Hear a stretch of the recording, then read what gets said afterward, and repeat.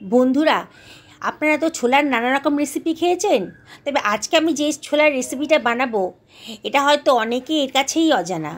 অনেকে হয়তো এরম ধরনের কোনো রেসিপি খাননি। আপনারা শেষ পর্যন্ত ভিডিওটা দেখুন, খুব ভালো লাগবে।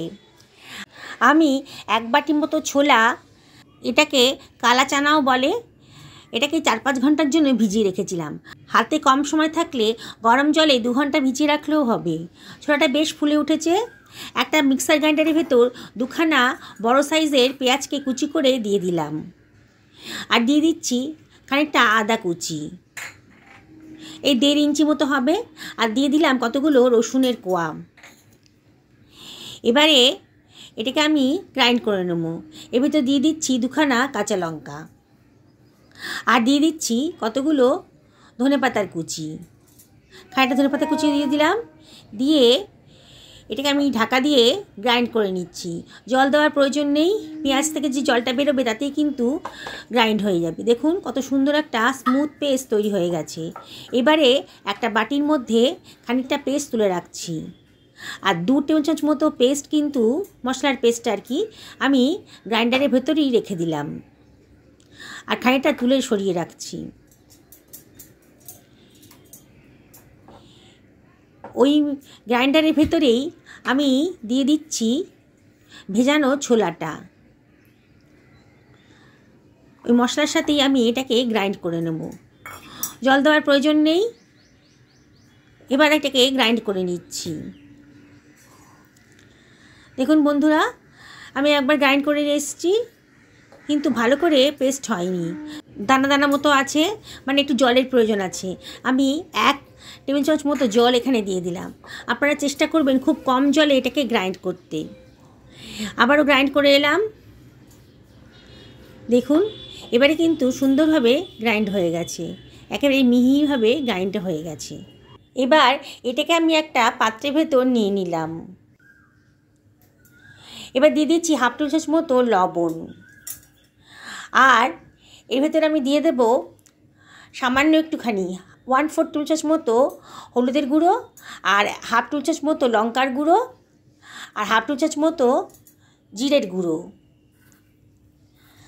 এবারে এর ভেতর দিয়ে দিচ্ছি 1/4 টেবিল চামচ মতো কালো জিরে। কালো জিরেটা দিলে পরে খুব টেস্টি হবে, খুব সুন্দর একটা গন্ধও বেরোয়। আর এর ভেতর দিয়ে দিচ্ছি 1 টেবিল চামচ মতো বেসন। যদি একটু ময়েশ্চার থাকে তাহলে কিন্তু বেসনটা টেনে নেবে, মানে বাইন্ডিংয়েরও কাজ করবে। এবার সব কিছু ভালো করে মিশিয়ে নিচ্ছি। খুব ভালো করে মিশিয়ে নিতে হবে, যাতে লবণ লঙ্কাটা ডালের বাটার সাথে ভালো করে মিশে যায়। এর ভেতরে 1/2 টেবিল চামচ মতো খাবার সোডা দিয়ে দিলাম। খাবার সোডা দিলে পরে দারুণ ফুলে ফুলে হবে। আর এবারে আবারও সব কিছু ভালো করে মিশিয়ে নিচ্ছি।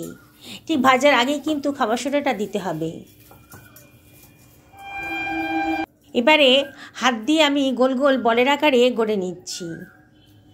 দেখুন খুব বেশি বড়ও করব না, খুব বেশি ছোটো হবে না, একটু চ্যাপ্টা চ্যাপ্টা মতন করে নিলাম। এইভাবে আমি সবগুলো বল বানিয়ে নিচ্ছি, বল করে একটু চ্যাপ্টা করে নিচ্ছি। একটা লোহার কড়াই বসিয়ে দিয়েছি, কড়াইটা বেশ গরম হয়ে গেছে।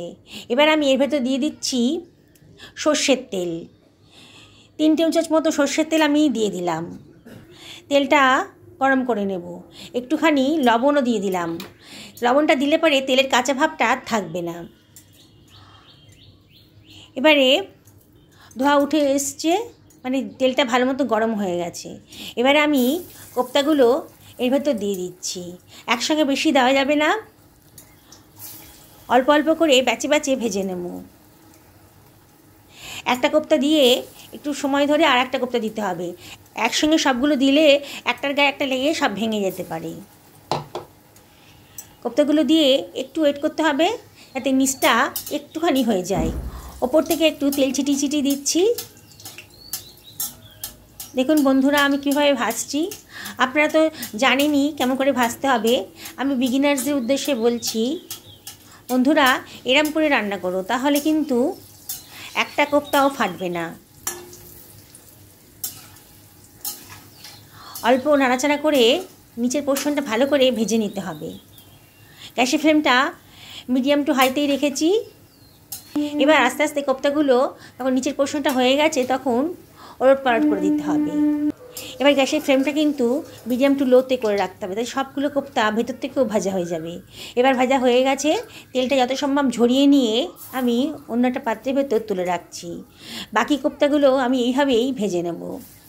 বন্ধুরা, অসাধারণ টেস্টির একটা রেসিপি তৈরি হচ্ছে, আপনারা অবশ্যই বাড়িতে একদিন ট্রাই করবেন। বাকি কোপ্তাগুলোকে আমি একইভাবে ভেজে নিচ্ছি। দেখুন লাল লাল কীরকম করে সুন্দর করে ভাজা হয়ে যাচ্ছে। আবারও তেলটা ঝরিয়ে নিয়ে কোপ্তাগুলোকে আমি একটা থালার মধ্যে তুলে নিচ্ছি। দেখুন কতগুলো কোপ্তা আমার ভাজা হয়ে গেছে। তেলের পরিমাণটা অনেকটাই আছে, এতটা তেলে রান্না করব না বলে আমি তেলটা কড়াই থেকে তুলে নিচ্ছি। একটু সাবধানে তুলে নেবেন, যদি আপনাদের কড়াইতে অনেকটা এক্সেস তেল থাকে। তেল তো বেশি ব্যবহার করা ভালো না, তেল বেশি খাওয়া ভালো না, তাই আমি 2 টেবিল চামচ মতো তেল রাখবো। বাকি তেলটা সরিয়ে নিলাম, অন্য কোনো রেসিপিতে লাগিয়ে দেবো কাজে। এবার ওই 2 টেবিল চামচ তেলের ভেতর আমি দিয়ে দিচ্ছি গোটা গরম মশলা, দারচিনি, লবঙ্গ আর ছোটো এলাচ। এলাচের মুখটা একটু ফাটিয়ে দিয়েছি। এবার দিয়ে দিলাম 1/2 টেবিল চামচ মতো গোটা জিরে, আর দিয়ে দিচ্ছি 2খানা তেজপাতা কুচি করে কেটে রেখেছিলাম, দিয়ে দিলাম। এবার যে মশলার পেস্টটা আমি বানিয়ে রেখেছিলাম সেটাও দিয়ে দিলাম। বাটি ধুয়ে একটু জলও এর ভেতর দিয়ে দিচ্ছি। দিয়ে সব কিছু ভালো করে মিশিয়ে নিতে হবে। বন্ধুরা, গ্যাসের ফ্লেমটা কিন্তু হাইতেই রেখেছি, অনবরত নাড়তে হবে। দেখুন আস্তে আস্তে কিন্তু মশলাটা কষানো হয়ে যাবে। এবার 1/2 টেবিল চামচ মতো হলুদের গুঁড়ো, 1 টেবিল চামচ ধনের গুঁড়ো, 1 টেবিল চামচ জিরের গুঁড়ো আর 1 টেবিল চামচ লঙ্কার গুঁড়োটা দিয়ে দিলাম। আর দিয়ে দিচ্ছি 1/2 টেবিল চামচ লবণ। আমি ডাল বাটার সময় লবণ ব্যবহার করেছিলাম, তাই লবণের পরিমাণটা একটু বুঝে শুনে দিতে হবে। আর 1খানা টমেটো কুচি করে কেটে রেখেছিলাম, সেটাও দিয়ে দিলাম। দিয়ে সব কিছু আবারও ভালো করে মিশিয়ে নিচ্ছি। অনবরত কিন্তু নাড়তে হবে।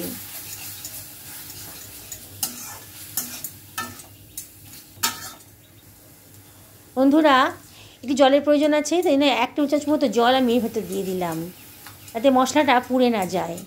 দিয়ে আবারও মশলাটা ভালো করে কষিয়ে নিচ্ছি। দেখুন মশলার কালারটা কিন্তু চেঞ্জ হয়ে যাচ্ছে। এবার ঢাকা দিয়ে দিলাম, তাহলে তাড়াতাড়ি মশলাটা কষানো হয়ে যাবে।